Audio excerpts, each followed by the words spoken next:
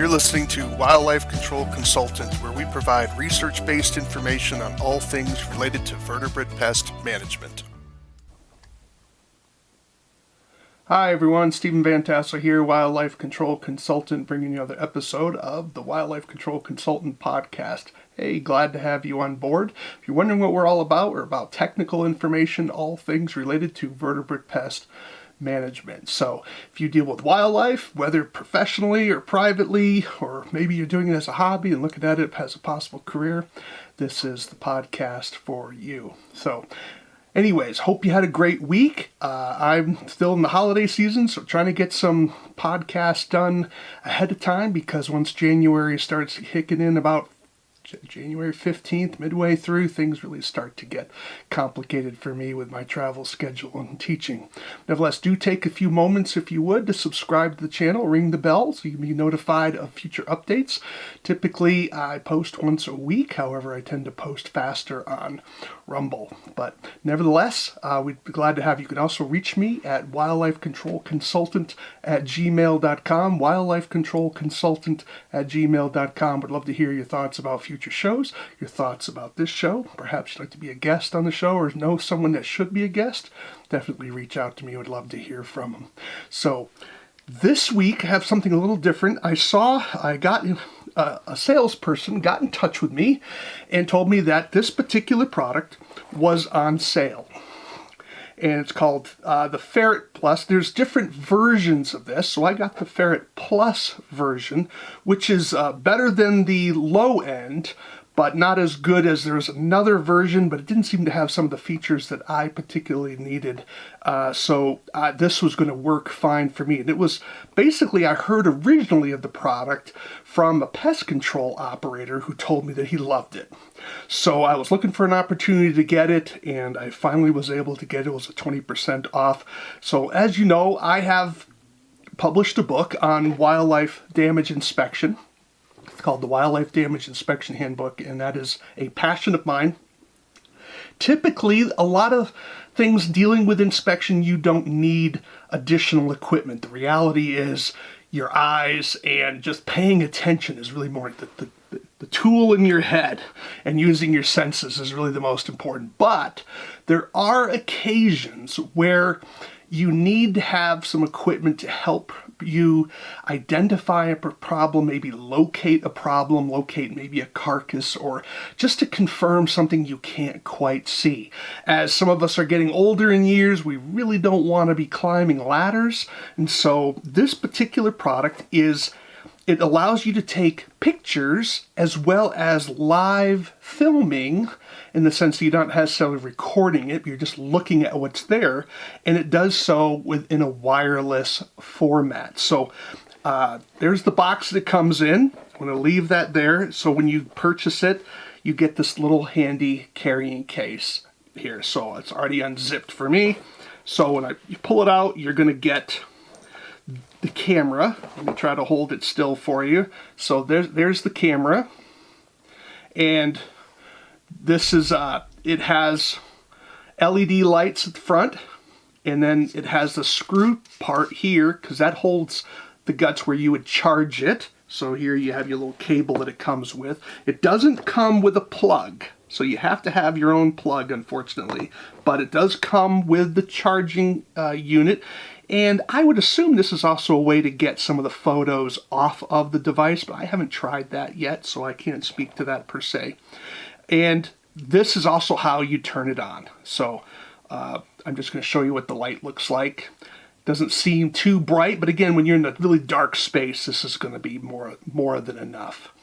And so I'm going to just turn that back off again. And then if you're going to have it near areas where there's moisture issues, you got to make sure that the cap is on. Otherwise, you kind of void the warranty, right? So it's not designed for like submerging in water per se, but it is water resistant in that regard. So I think the Company even says you can put it in water a little bit, but I'm always nervous about that things because, do you have it tight enough, that sort of thing. So I'm not sure this is like a full-on underwater type device, but you certainly want to watch your depth as well.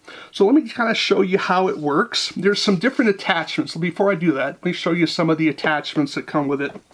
You have different types of screws that you can put into it. Here's one that you can sort of put a cable on it and hang it down, so that you would basically screw this in.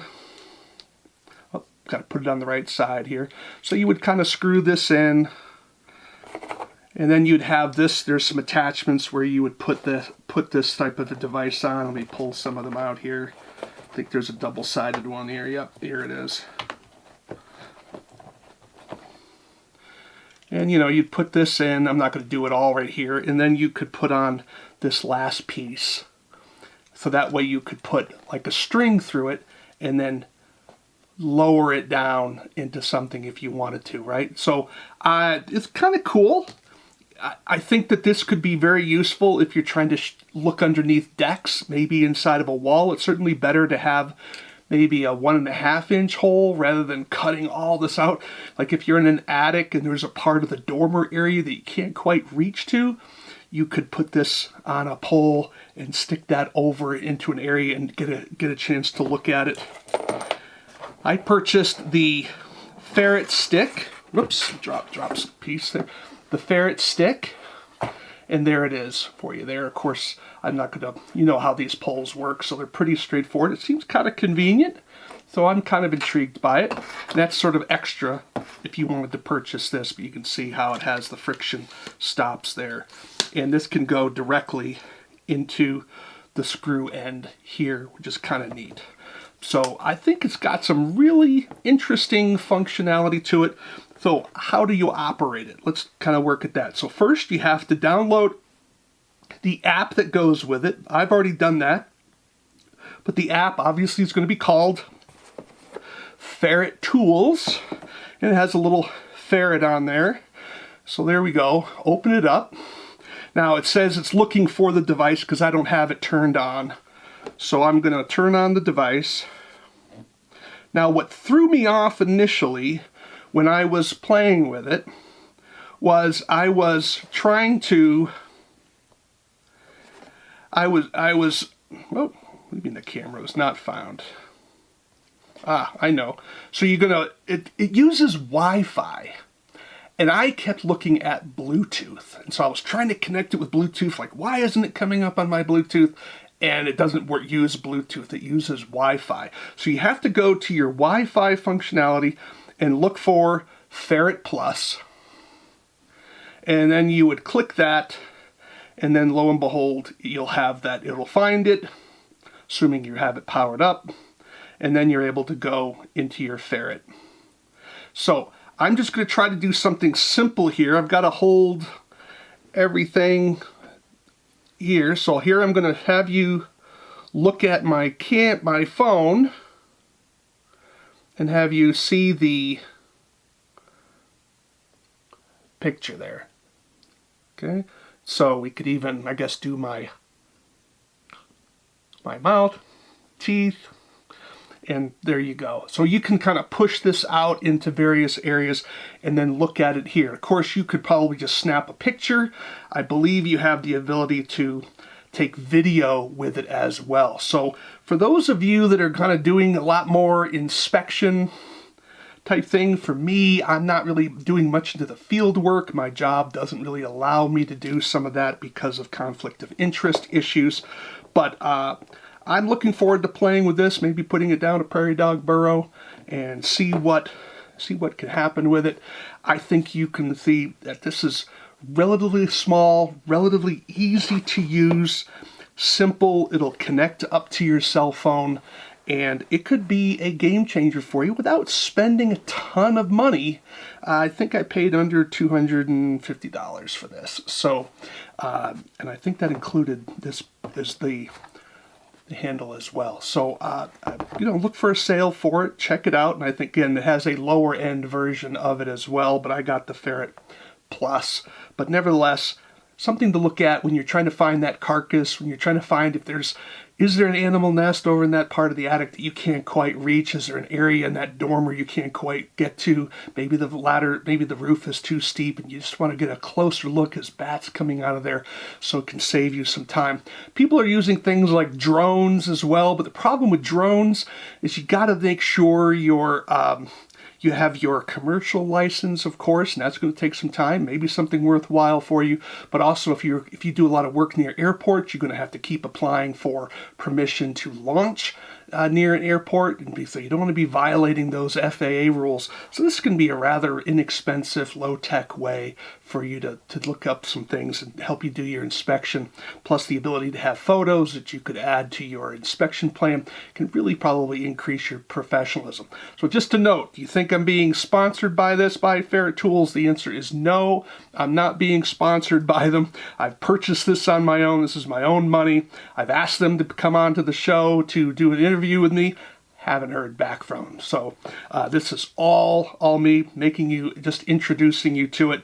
Check it out. Love to get your comments. You can reach me, of course, at wildlifecontrolconsultant@gmail.com, wildlifecontrolconsultant@gmail.com. Would love to hear your thoughts. And those of you that may have used this particular product or maybe something else, love to hear your thoughts about that as well. So we're all in this together. So you've been listening to Wildlife Control Consultant Podcast, where we provide technical information on all things related to vertebrate pest management. Hope you enjoyed the show. Do check out some of my other podcasts. If this is a new one for you, do subscribe to the channel, ring the bell, and again, reach out with your own thoughts and comments. We'd love to hear from you. Again, Wildlife Control Consultant, where we want you to be all that you can be and the best in the wildlife control sphere. Thanks for listening. Take care, everyone. This is the disclaimer for Wildlife Control Consultant Podcast.